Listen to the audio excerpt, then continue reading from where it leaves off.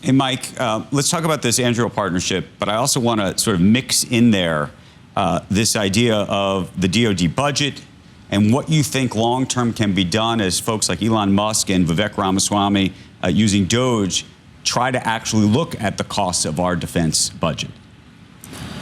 Well, first, I would say having Elon and Vivek take a look at DoD and all federal agencies is incredibly good news. It gets me excited. I think that entrepreneurship, that demand for accountability from the American people, channeled through some of America's most innovative minds, is healthy. When it comes to DoD, I think we know we're wasting a ton of money on so-called tail efforts. The largest branch of the military is DoD civilians. And the promise of AI in general, or AI in particular and software in general, is that you can automate a lot of that to reinvest in your tooth. And so that's what I'm mostly excited about. You now have Anduril and Palantir, my company, two of America's most innovative and biggest non-traditional defense companies, combining forces in order to deliver a quantum AI leap for the warfighter today. This is like America's AI Avengers coming together to do in a matter of months what would otherwise take us a decade to do.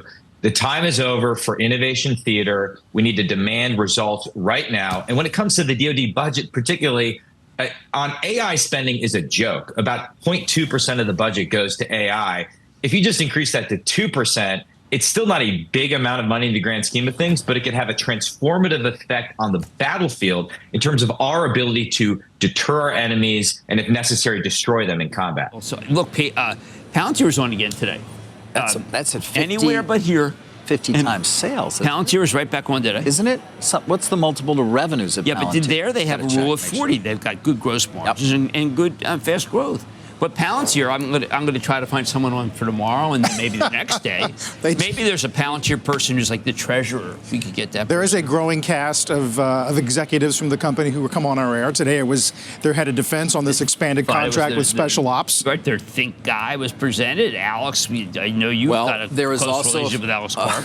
There's also a feeling that they're going to be among the beneficiaries of the incoming administration, particularly given the prevalence of technology-related or technology CEOs and or investors in at least giving advice. And a lot of it seems to be focused to a certain extent on the Defense Department and changing mode of warfare and things of that nature. They would certainly be a beneficiary. But you wake up, you get up really early, okay, and you turn on and you see our ticker.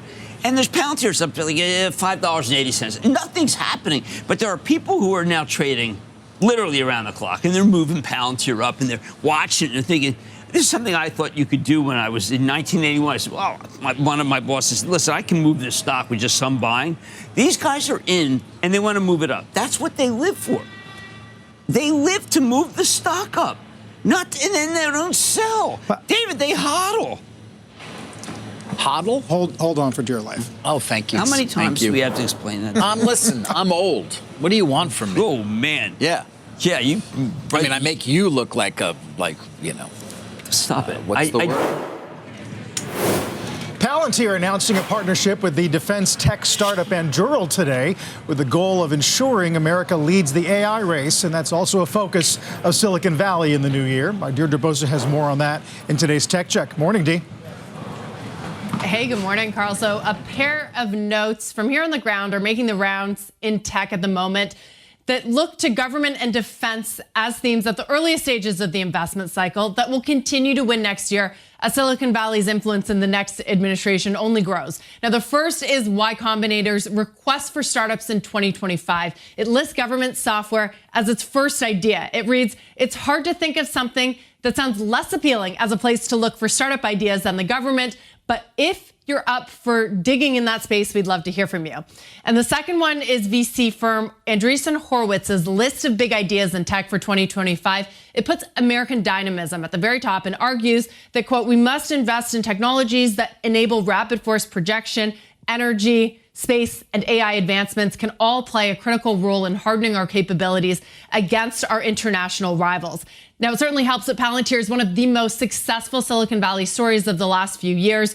As Y Combinator notes, it's one of the only startups that has managed to figure out selling software to the government. At its IPO in 2020, it was valued at about $20 billion. Today, that is well over $160 billion.